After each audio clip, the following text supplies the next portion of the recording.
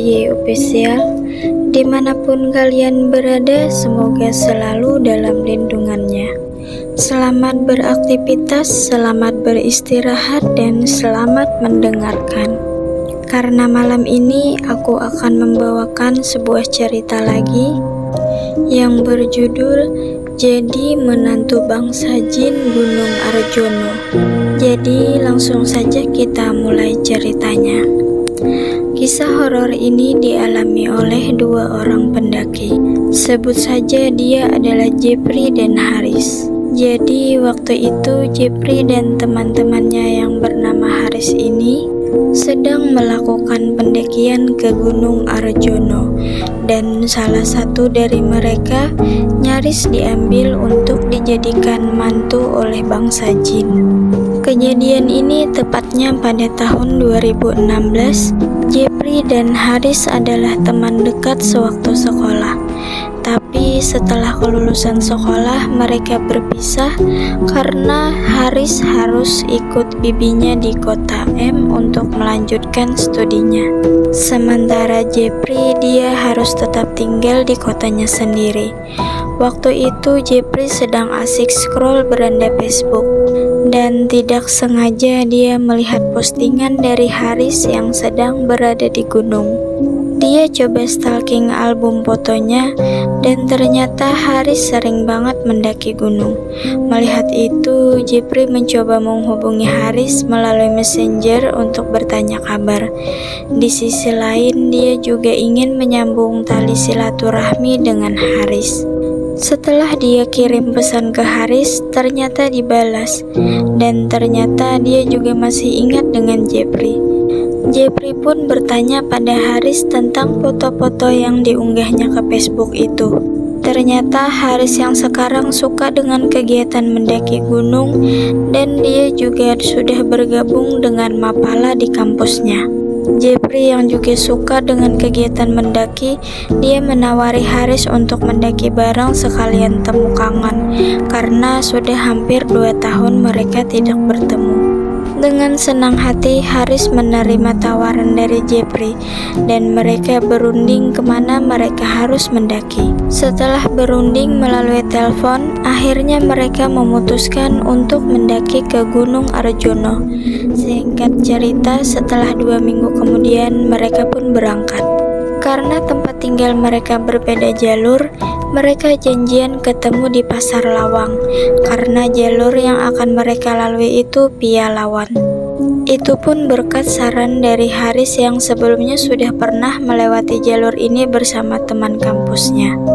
Jalur Lawang itu terkenal sepi karena kebanyakan pendaki Arjono lebih memilih jalur via Purwosari dan Tretes.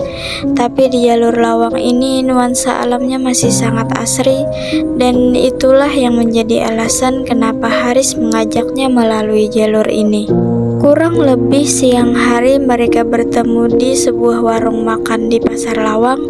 Setelah bertemu, mereka senang banget karena Jeffrey tidak menyangka kalau mereka sekarang satu hobi. Karena hari masih siang, mereka nongkrong dulu di warung untuk makan kopi dan membeli logistik yang akan diperlukan. Setelah selesai dengan semua itu, mereka lanjut jalan menuju ke basement hingga sampai di base camp. Sekitar jam 4 sore, sesampai di situ mereka langsung mengurusi Maxi dan berangkat sore itu juga.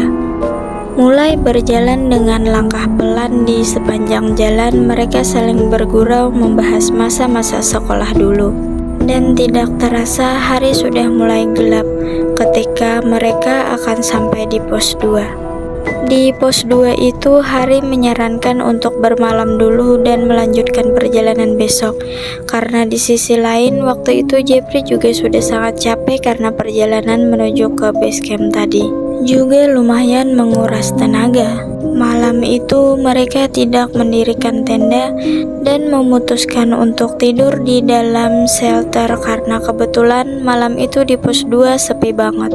Tidak ada pendaki sama sekali. Mereka memasak mie instan untuk makan malam dan tidak lupa membuat kopi untuk dinikmati nanti setelah makan. Malam semakin larut, si Haris sudah tidak bisa menahan ngantuk dan pamit untuk tidur dulu. Sementara Jepri, dia masih asik menikmati kopi sambil ditemani musik dari handphonenya. Tidak lama kemudian Jepri pun juga merasa ngantuk. Rokok dan musik yang ada di HP-nya dimatikan. Kemudian dia tidur di sebelahnya. Haris. Ketika sedang tidur lelap, tiba-tiba Jepri terbangun karena udara dingin merasuk ke dalam tubuh. Pantas saja, ternyata malam itu sleeping bag-nya terbuka sebagian. Dia pun duduk dan membenarkan sleeping bag-nya. Ketika dia sedang sibuk membenarkan sleeping bag-nya, dia dikejutkan oleh seekor anjing yang berwarna hitam pekat yang sedang duduk tepat di tengah-tengah pintu shelter. Dan anjing itu terlihat sangat menyeramkan. Karena panik, dia membangunkan Haris. Haris pun bangun. "Ada apa, Jeff?" tanya Haris terbangun. "Ada anjing, Riz." "Di mana ada anjing?" Haris yang masih mengantuk. Nah, pada saat Jepri membangunkan Haris, otomatis kan pandangan Jepri yang tadinya melihat ke arah anjing pindah ke arah Haris. Ketika dia berbalik pandangan ke arah anjing yang tadi dia lihat untuk diberitahukan kepada Haris, tiba-tiba anjing hitam yang tadi dia lihat itu sudah tidak ada. Jepri pun heran, lalu Haris bertanya, "Mana anjingnya, Jeff?" "Tadi di situ." "Ah, ya udah, biarin aja. Mungkin anjing hutan, ya sudah, tidur lagi aja," jawab Haris yang masih ngantuk. Dengan perasaan sedikit takut dan was-was, Jepri pun kembali tidur sambil sesekali melihat ke arah pintu yang tadi terdapat seekor anjing. Sebelum terlelap tidur, dia sempat mendengar ada suara langkah kaki pendaki yang sedang lewat di sebelah shelter. Tapi dia mengabaikannya dan berpikir positif saja. Ya, kali aja itu adalah pendaki yang sedang naik. Pagi pun tiba sekitar jam 6 pagi, Haris membangunkannya. Setelah bangun, mereka berdua membuat sarapan untuk mengisi tenaga. Karena habis ini mereka akan melanjutkan perjalanan. Setelah selesai sarapan, mereka berkemas dan melanjutkan perjalanan hingga sampai di pos 3 sekitar jam 11 siang. Di pos 3 mereka istirahat lumayan lama karena perjalanan dari pos 2 menuju pos 3 tadi lumayan menguras tenaga. Setelah kurang lebih 30 menit kemudian, mereka lanjut perjalanan. Ketika sedang berjalan meninggalkan pos 3, tepatnya di sela-sela hutan pinus, Jepri sempat melihat ada anjing hitam yang sedang duduk melihat ke arah mereka berdua. "Apa mungkin itu anjing yang semalam aku lihat?" Dia memberitahukannya pada Haris. Riz, lihat itu ada anjing." "Biarin aja, anjing hutan itu," jawab Haris dengan tenang. Jepri pun mengabaikannya, tapi dalam hati dia berkata, "Kok ada ya anjing hidup di hutan? Emangnya mau makan apa dia di hutan kayak gini?" Tidak lama mereka berjalan sekitar 10 menit. Kemudian Jepri melihat lagi anjing yang sedang duduk di sela-sela semak. Dia memberitahukan lagi pada Haris, "Itu kayak anjing yang tadi." "Lagi cari makan mungkin itu," jawab Haris dengan tenang. Anehnya di sepanjang perjalanan, Jepri terus melihat anjing itu mengikuti perjalanan mereka dan mengawasi mereka. Seakan-akan ada sesuatu di dalam diri mereka sehingga anjing itu terus mengikuti. Sebenarnya waktu itu Jepri sudah merasa takut, tapi melihat Haris yang tenang-tenang saja, dia pun mencoba untuk ikut tenang. Tidak terasa sampailah mereka di sebuah area yang dinamakan Alas Gomez. Ketika matahari sudah akan tenggelam, di Alas Gomez itu terlihat ada beberapa rombongan yang sedang ngecamp, dan Jepri merasa sedikit lega. Syukurlah mereka bisa bertemu dengan rombongan pendaki lain. Karena jujur saja setelah melihat seekor anjing tadi, Jepri sedikit ketakutan. Mereka menyapa rombongan pendaki lain itu dan berniat bermalam di situ.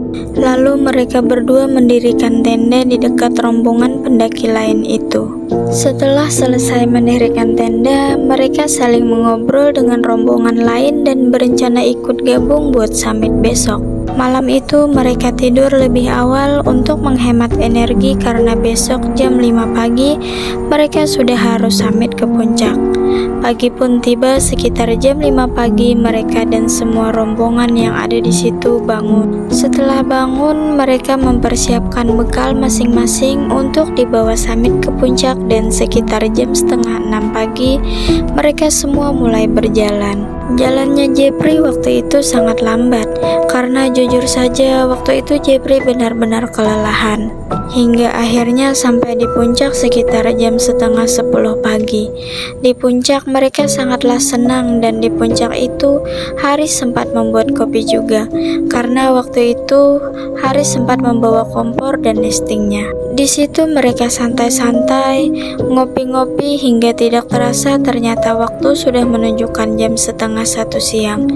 Dan tanpa disadari juga ternyata rombongan pendaki lain yang tadi jalan bareng itu sudah tidak ada di puncak alias sudah turun duluan. Mereka pun bergegas turun dan kembali ke tempatnya tadi di Alas Gomez. Setelah sampai di tempat camp, ternyata kondisinya sudah sepi dan rombongan yang tadi bareng itu juga sudah tidak ada.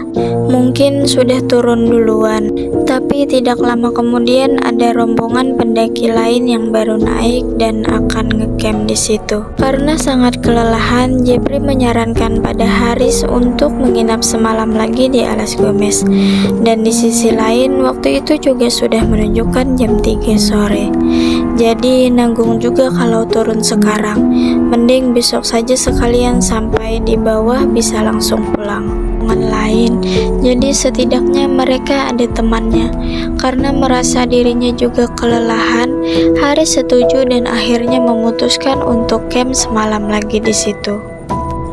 Nah, disinilah awal mulanya Jepri mengalami kejadian yang sebelumnya belum pernah dia alami. Ketika malam hari sekitar jam 10, ketika semua pendaki sudah tidur, waktu itu Jepri sedang asik nongkrong sambil ngobrol dengan Haris di depan tenda. Lalu tiba-tiba samar-samar dia mendengar ada suara tangisan merdu seorang wanita.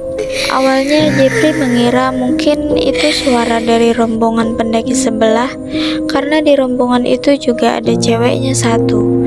Lalu dia meminta Haris yang tadinya bicara untuk diam sebentar, dan dia coba mendengarkan lebih jelas lagi suara tangisan itu.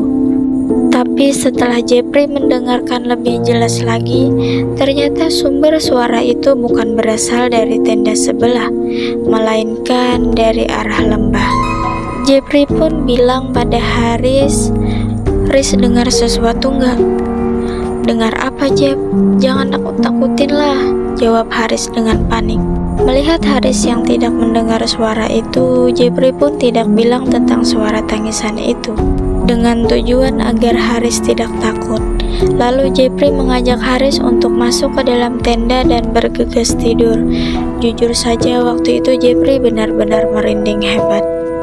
Ketika mereka berdua sedang tidur, kira-kira sepertiga malam Jepri terbangun karena dia kebelet pipis.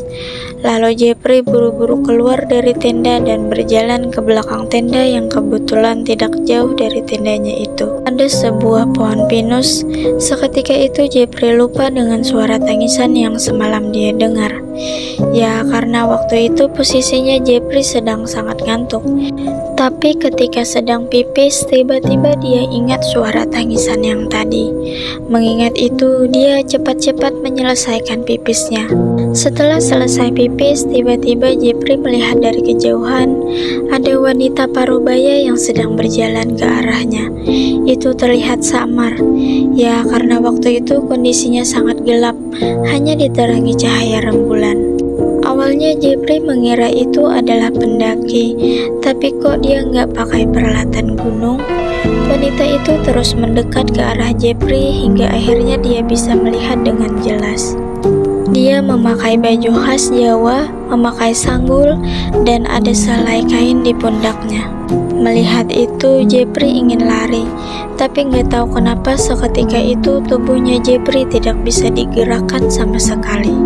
Kakinya seperti menancap erat di tanah hingga akhirnya wanita itu berdiri tepat di hadapan Jeffrey. Jaraknya kira-kira 2-3 meter di hadapannya. Jeffrey sudah berusaha ingin lari, tapi tetap saja tidak bisa, seakan-akan badannya ini sudah terhipnotis. Lalu tiba-tiba dari belakang wanita itu muncullah seorang gadis yang sangat cantik dan anggun, yang juga mengenakan pakaian adat Jawa. Lalu wanita paruhbaya itu mengatakan sesuatu pada Jeffrey. "Nak, jangan takut. Lihatlah anak gadisku ini. Dia sedang mencari pasangan. Apa kamu mau jadi pasangannya? Tapi ada syaratnya." Sontak tanpa disadari Jeffrey menjawab, "Apa syaratnya?" Kata-kata itu seakan keluar sendiri dari bibirnya, dan wanita paruhbaya itu mengatakan, "Kamu akan aku jadikan menantuku, tapi kamu harus pulang ke alamku." Mendengar itu, Jeffrey berpikir, "Alamku? Berarti aku harus pindah alam dong." Sontak Jeffrey bilang tidak. Setelah kata-kata tidak itu keluar dari mulutnya, tiba-tiba badan yang tadi tidak bisa digerakkan perlahan bisa bergerak, dan kakinya juga sudah tidak kaku lagi. Ketika tenaganya sudah kembali, dia cepat-cepat berlari ke tenda dan masuk ke dalam. Sebelum masuk ke dalam tenda, dia sempat melihat ke arah sebelah pohon yang tadi ada wanita paruhbaya itu. Tapi sudah tidak terlihat. Ternyata orang yang tadi dia lihat itu bukan manusia, tapi bangsa jin yang sedang mencari menantu untuk anak perempuannya. Malam itu di dalam tenda, Jeffrey benar-benar ketakutan, dan entah kenapa dia tidak kepikiran untuk membangunkan Haris. Dia hanya bisa berdoa dan membaca sholawat terus-menerus, dan sesekali suara tangisan wanita itu terdengar lagi. Jeffrey terus memfokuskan pikirannya untuk membaca sholawat hingga akhirnya dia tertidur. Tapi kejadian mistis masih belum selesai sampai di sini. Jadi waktu itu seakan-akan mereka berdua ini ditahan agar tidak pulang dari gunung ini. Keesokan harinya mereka berdua bangun karena mendengar suara anjing yang menggonggong sangat keras di sebelah tenda mereka. Dan mereka berdua benar-benar terkejut setelah bangun itu karena melihat jam sudah menunjukkan jam 4 sore. Ternyata waktu itu Jeffrey dan Haris tidur seharian penuh. Awalnya Jeffrey mengira ini jam 4 pagi, tapi setelah dia lihat keluar, ternyata ini memang benar-benar jam 4 sore. Haris yang tidak tahu apa-apa juga merasa heran, kok bisa mereka berdua tidur seharian dan tidak terasa sama sekali. Setelah melihat waktu memang sudah jam 4 sore, mereka bergegas mengemasi barang-barang dan akan turun sore itu juga. Sore itu kondisi di tempat mereka ngecamp terlihat sepi. Mungkin rombongan sebelah yang semalam itu sudah turun terlebih dahulu, atau mungkin naik ke puncak. Ketika sedang sibuk beres-beres, sesekali dia melihat ke arah wanita yang semalam dia temui. Dan ketika dia melihat ke arah itu, bulu kuduk Jeffrey langsung berdiri. Sebenarnya waktu itu Jeffrey ingin bilang pada Hari tentang apa yang dia lihat semalam, tapi tidak jadi. Jeffrey hanya bilang begini pada Haris, "Ini udah benar-benar nggak beres. Sekarang kita harus cepat-cepat turun dan harus sampai di bawah hari ini juga." Jeffrey ingin cepat-cepat sampai di bawah sebelum malam karena dia takut kejadian semalam akan terulang lagi. Mereka mulai berjalan turun dan waktu itu jalan mereka sangat cepat. Di tengah-tengah perjalanan turun menuju ke pos 3, tiba-tiba kakinya Haris kram. Jeffrey yang tadi jalan di depan putar balik untuk memberi pertolongan pada Haris. Jeffrey berniat memijat kakinya Haris yang sedang kram itu, dan ketika dia memegang kakinya Haris, dia benar-benar kaget karena di dalam celana yang dipakai Haris itu, dia merasa ada jari-jari tangan yang seakan memegang erat kakinya Haris. Sontak dia melepaskan tangannya yang tadi memegang kakinya Haris sambil nyebut. Melihat Jeffrey kaget, Haris bertanya, "Kenapa Jeff?" "Enggak apa-apa Riz, aku hampir kepleset," jawabnya berbohong. Jeffrey tidak mengatakan tentang apa yang dia rasakan waktu itu karena dia berpikir ini adalah halusinasinya saja. Karena efek tadi berjalan sangat cepat, dia mencoba memegang kakinya Haris lagi. Pelan-pelan tangannya Jeffrey diarahkan ke kakinya Haris, tapi ketika dia pegang yang kedua kalinya itu, ternyata jari-jari tangan yang tadi dia rasakan sudah tidak ada, dan Jeffrey memijat kakinya Haris yang sedang kram itu. Setelah selesai dipijat, mereka istirahat dulu karena waktu itu kakinya Haris masih susah untuk berjalan. 30 menit kemudian dia bertanya pada Haris, "Gimana Haris, udah enakan?" "Udah Jeff, ayo lanjut jalan." Mereka pun lanjut berjalan lagi. Tapi sekitar 15 menit kemudian tiba-tiba kakinya Haris kram lagi. Padahal itu sudah hampir sampai di pos 3. Jeffrey pun memberi pertolongan lagi pada Haris, dan kali ini dia was-was ketika akan memegang kakinya Haris karena takut kejadian yang tadi terulang lagi. Sambil berdoa dengan cepat dia memegang kakinya Haris. Dia merasakan kakinya Haris ini keras banget, jadi yang dipegang itu seperti bukan kaki, tapi seperti memegang sebuah kayu. Nah, waktu itu kan posisi telapak kaki Haris ada di perutnya Jeffrey. Dan tiba-tiba Jeffrey melihat di sela-sela celananya Haris itu ada sebuah rambut. Awalnya dia mengira ini adalah bulu kakinya Haris, tapi setelah dilihat-lihat lagi ternyata itu bukan bulu kaki, tapi memang sebuah rambut, dan rambut itu terlihat seperti melilit kakinya Haris. Dia pun pelan-pelan menurunkan kakinya Haris, dan dalam hatinya terus membaca doa.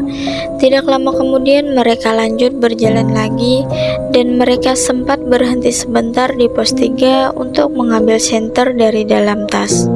Karena sesampai di pos 3, hari itu sudah mulai gelap. Setelah senter sudah siap, mereka lanjut berjalan lagi dengan posisi yang sama, Jeffrey di depan dan Haris di belakang. Kejadian mistis kembali mereka alami ketika mereka berjalan dari pos 3 menuju pos 2. Di tengah-tengah rumput alang-alang yang sangat luas, tiba-tiba kabut tebal turun dari kejauhan. Samar-samar Jeffrey melihat wanita paruh-baya yang semalam itu sedang berdiri melambaikan tangan kepada Jeffrey. Baju yang dipakainya pun sama persis, tapi kali ini wanita itu didampingi oleh banyak orang di sekelilingnya, seakan-akan mengajak Jeffrey untuk berjalan ke arahnya. Seketika itu Jeffrey seperti terhipnotis lagi, dan tanpa disadari jalannya Jeffrey berbelok ke arah wanita itu. Tapi melihat jalannya Jeffrey yang berbelok dari belakang, Haris langsung menahan Jeffrey sambil bilang, kamu mau kemana jalannya ke sini?" Mendengar perkataan si Haris, tiba-tiba Jeffrey sadar dan menoleh ke arah Haris. Lalu dia melihat lagi ke arah wanita yang tadi dia lihat, dan ternyata tidak ada. Yang ada hanyalah kabut tebal yang menyelimuti perjalanan mereka. Jeffrey tidak menjawab perkataan Haris tadi. "Jeff, ingat Jeff menyebut, kamu kenapa? Udah, yang penting sekarang kita harus cepat-cepat sampai di bawah. Nanti aku ceritain semuanya." Mendengar jawaban Jeffrey itu, Haris pun merinding. Dia sudah mengira kalau Jeffrey melihat sesuatu yang tidak logis. Mereka lalu lanjut berjalan turun dan sesekali berlari. Mungkin lari adalah hal yang salah ketika turun gunung, tapi waktu itu mereka ingin segera sampai di bawah. Singkat cerita, sekitar jam 7 malam, mereka sampai di base camp. Dan di base camp mereka bertemu dengan pendaki yang kemarin bareng di Las Gomez. Pendaki itu bertanya pada mereka berdua, "Loh mas, tak kira udah turun duluan loh. Ternyata baru sampai di sini." Mendengar pertanyaan dari pendaki lain itu, Jeffrey dan Haris terheran-heran. Kemudian Haris bertanya balik, "Memangnya sampean tadi turun jam berapa?" "Habis dari puncak kami langsung turun ya sekitar jam 12 siang lah." "Loh, apa nggak kelihatan ya tenda saya di Gomez?" "Nggak ada tenda loh mas, tak kirain sampean udah turun duluan tadi siang." Mendengar pertanyaan dari pendaki itu, Jeffrey dan Haris saling menatap heran.